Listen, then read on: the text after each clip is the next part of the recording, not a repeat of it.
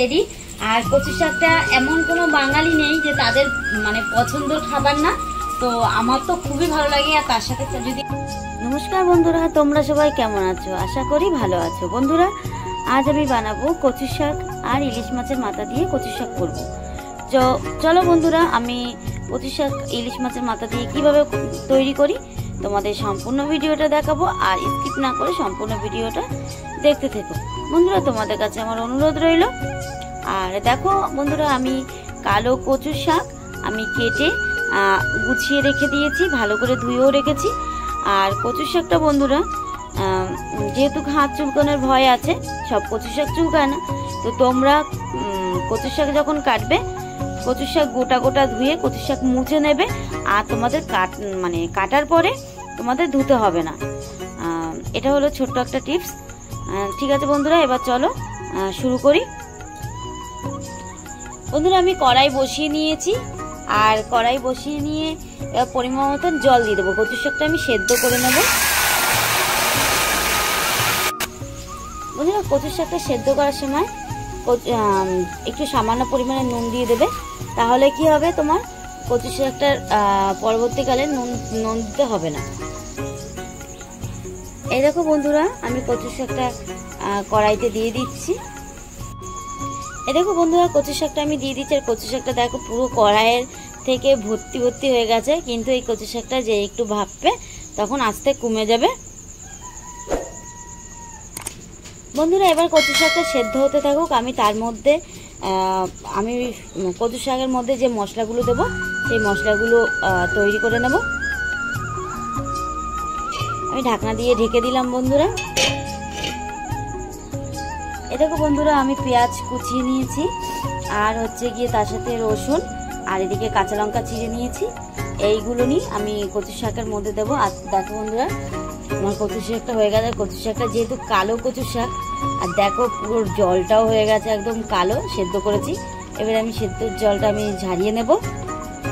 আমি কড়াইটা বসিয়ে দিচ্ছি, আর কড়াইটা ভালোই গরম হয়ে গেছে। এবারে আমি দিয়ে দেবো কড়াইতে পরিমাণ মতন তেল।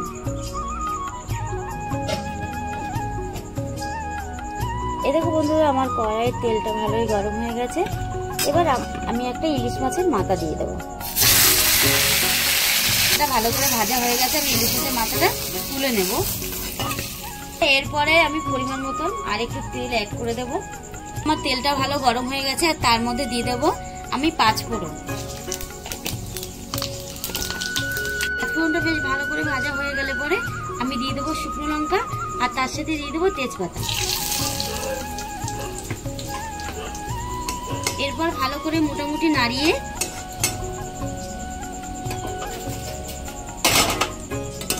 শুকনো লঙ্কাটা একটু পোড়া পোড়া ভাজা হয়ে গেলে পরেই, দেখো বন্ধুরা পোড়া পোড়া ভাজা হয়ে গেছে। এবার দিয়ে দেবো আমি আগে থেকে যে পেঁয়াজ কুচিয়ে রেখে দিয়েছিলাম, সেই পেঁয়াজ কুচিটা।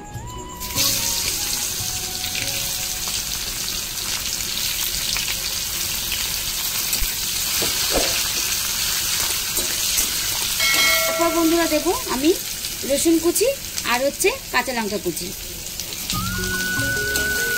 এবার এটাকে ভালো করে আমি ভেজে নেব।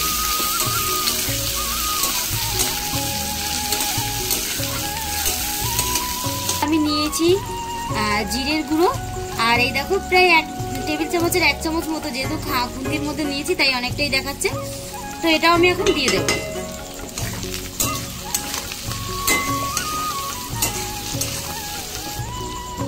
দিয়ে দেবো বন্ধুরা 1 চামচের মতো হচ্ছে গিয়ে লঙ্কার গুঁড়ো। তার সাথে দেবো 1 টেবিল চামচ চা চামচের 1 চামচ হলুদ। এবার এগুলো দিয়ে আমি সব উপকরণগুলো ভালো করে মিশিয়ে নেব। আর যেহেতু আমি সেদ্ধর সময় নুন দিয়েছিলাম, আর সেদ্ধর সময় নুন দিলে পরে সেদ্ধটা ভালোভাবেই হয়, তাই আমি এখন আর নুনটা দেব না। আর যদি পরবর্তীকালে লাগে তো তখন আমি অল্প করে নুন দিয়ে দেব। এখন আর নুন কোনো মতেই আমি দেব না।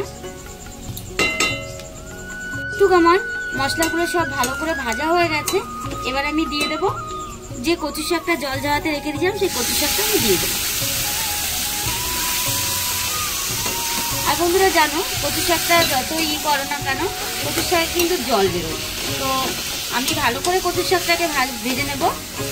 আর বন্ধুরা তোমরা কে কোথা থেকে দেখছো সেটা আমাকে কমেন্ট করে বলো। আর ভিডিওটা ভালো লাগলে তোমরা লাইক কমেন্ট শেয়ার করে দিও। আর বন্ধুরা যারা নতুন বন্ধুরা এখনো আমার ভিডিওটা লাইক করনি এবং সাবস্ক্রাইব করনি তারা আমার চ্যানেলটিকে সাবস্ক্রাইব করে দিও। আর পাশের বেল আইকনটি টিপে দিয়ে আমার সাথে দেখো। আর নতুন ভিডিও পেতে বেল আইকনটি প্রেস করে দিও।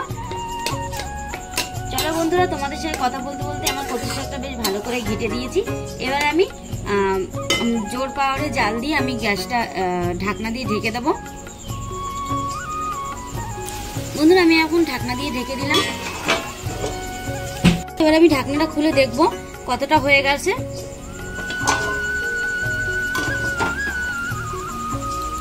দেখো বন্ধুরা কচু শাকটা বেশ অনেকটাই গায়ে জল ছেড়ে দিয়েছে। এবার আমি কচু শাককে ভালো করে নাড়িয়ে নেব। দেখছো বন্ধুরা একদম তলায় লাগেনি, আমি পুরো কড়াইয়ের মধ্যে কচু শাকটাকে ঘুরাচ্ছি দেখো। আর হচ্ছে গিয়ে কচু শাকটার একটা জিনিস কি বলতো বন্ধুরা, কচু শাকটা ভালো করেই নাড়াতে হয়, কারণ হচ্ছে কচু শাকটা না তলায় লাগার ভয় থাকে। এরকম কচু শাকটা ভালো করে নাড়িয়ে আমি ভালো করে ভেজে নেব। বেশ ভালো করে করে কষিয়ে নিয়েছি। আর দেখো বন্ধুরা এখনো গায়ের জল এখনো মরেনি। তো এর মধ্যেই আমি দিয়ে দেবো এখন ইলিশ মাছের মাথাটা। আর আমি ইলিশ মাছের মাথাটা ভালো করে ভেঙে রেখে দিয়েছি।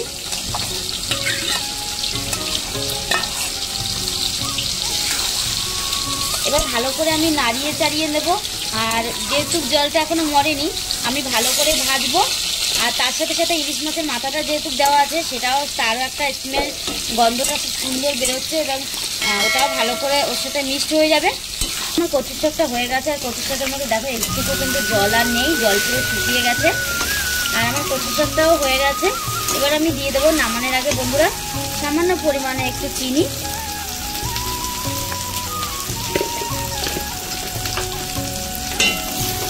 আর বন্ধুরা দিয়ে দেবো আমি এর মধ্যে সামান্য পরিমাণে একটু গরম মশলা।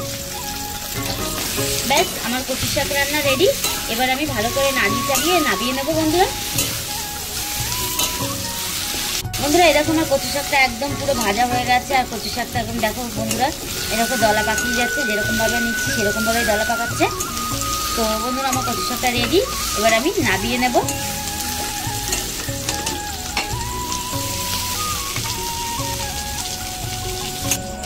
দেখো বন্ধুরা আমার রেডি।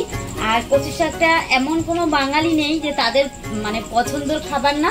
তো আমার তো খুবই ভালো লাগে। আর তার সাথে যদি থাকে কালো কচুর শাক, তো আমি আজ কালো কচুর শাক ইলিশ মাছের মাথা দিয়ে বানালাম। বন্ধুরা তোমাদের ভিডিওটা কেমন লাগলো? ভিডিওটা যদি ভালো লেগে থাকে তো লাইক কমেন্ট শেয়ার করে দিও। আর সাবস্ক্রাইব করে পাশের বেল আইকনটি টিপে দিয়ে আমার সাথে দেখো। আজকের মতো বন্ধুরা এইটুকু, ধন্যবাদ।